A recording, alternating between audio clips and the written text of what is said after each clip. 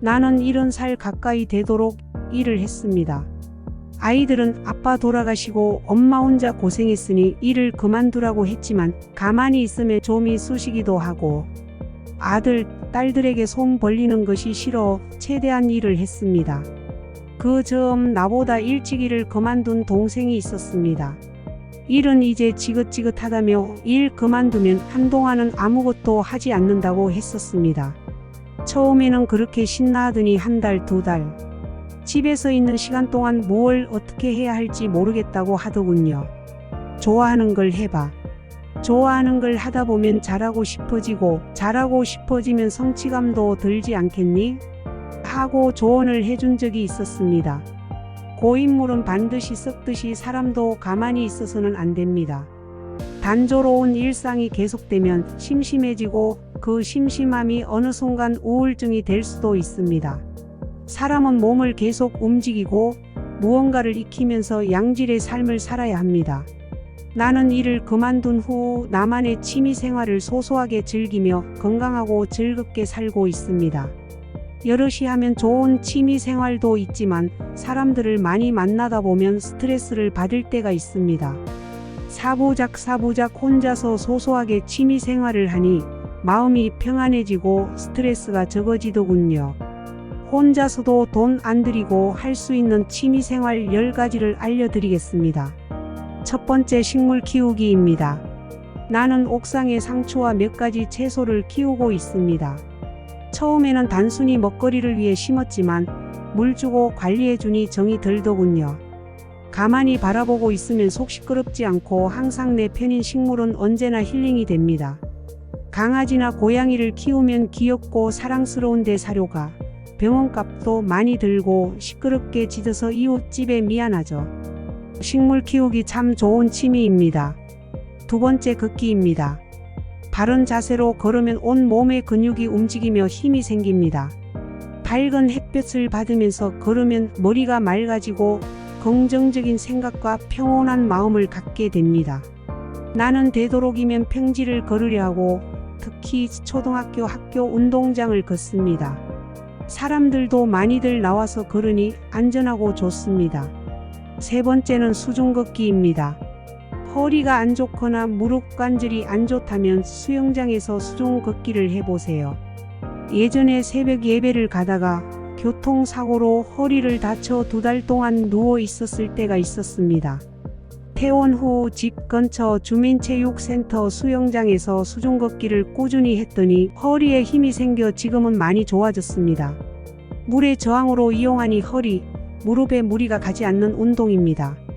다만 수영장이 없거나 먼 곳에 있으면 다니기가 쉽지 않습니다. 네 번째는 스트레칭입니다. 혹 집 근처에 수영장이 없다면 집에서 스트레칭을 해보세요. 무리하지 않고 가볍게 스트레칭만 해주어도 우리가 쓰지 않는 근육들을 단련시켜 주어 유연성과 집중력을 길러줍니다. 외부 날씨에 영향 없이 집에서도 충분히 할 수 있습니다. 하루 20분씩 해보세요. 노화가 왔다가 달아납니다. 다섯 번째는 사진 찍기입니다.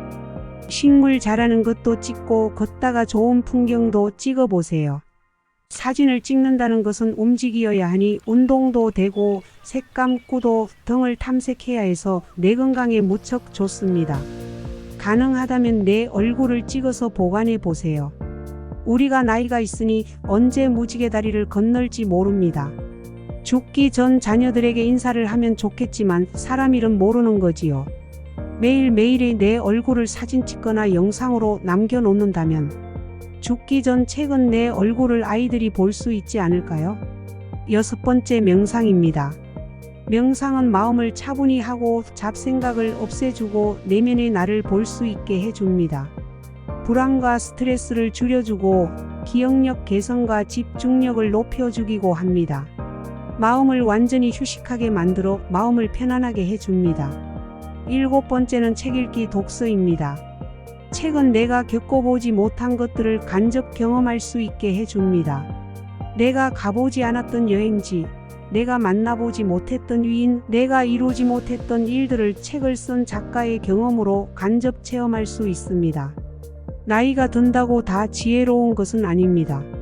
자기 말이 옳다며 고집쟁이 노인들도 있습니다. 하지만 우리는 어린 애기들에게서도 배울 점이 있다면 배워야 합니다. 하물며 책에서는 더 많은 것을 배울 수 있지요. 요즘은 듣는 책도 있고 핸드폰으로 보는 전자책도 있다고 합니다. 책을 읽고 기록해 보세요. 8번째는 악기 배우기입니다. 비싸고 덩치가 큰 악기 말고 두 손에 가지고 다니기 편하고 저렴한 하모니카나 칼림바 같은 악기를 배워서 연주해 보는 건 어떨까요? 오카리나도 소리가 좋습니다. 요즘은 유튜브에도 많이 가르쳐주니 악기를 배워서 내가 자신있게 연주할 수 있는 곡을 연주해 보세요. 그 성취감으로 하루하루 더 젊어질 것입니다. 9번째는 스마트폰 배우기입니다. 이제는 우리와 뗄래야 뗄 수가 없죠. 저도 스마트폰을 배운 지 얼마 되지 않습니다. 배우면 잊어버리고 또 배우면 잊어버리지만 그래도 계속 배우면 익혀지겠지요. 10번째는 끝말잇기입니다. 최근에 애들이 쿡 TV를 집에 깔아줬습니다. 지니야 텔레비전 켜 하니 켜지더라고요. 손자 녀석과 함께 끝말잇기를 했는데 재미있었습니다. 아이들이 없어도 말로 텔레비전을 켜고 말로 끝말잇기 틀어줘 하면 게임을 할 수 있으니 해보시기 바랍니다. 끝말잇기의 좋은 점은 단어를 계속 생각해야 하기 때문에 두뇌 회전에 좋습니다. 다만 어려운 단어는 인식을 못해서 계속 게임에서 지는데 혈압 주의하세요. 저 아는 선생님은 외국어를 배우시던데 저는 평소에 외국어를 쓸 일이 없어 재미가 없더군요. 끝말잇기나 낱말 맞추기가 소소하게 취미로 좋은 것 같습니다. 내가 하고 있는 소소한 취미와 돈이 많이 들지 않는 취미를 소개해 드렸습니다. 여러 가지 취미 생활을 하면서 건강하고 하루하루 성장하는 생활이 되면 좋겠습니다. 오늘 내용이 좋으셨다면 구독과 좋아요를 눌러주세요. 영상을 만드는 데 큰 힘이 됩니다. 다음에 더 좋은 내용으로 찾아오겠습니다. 감사합니다.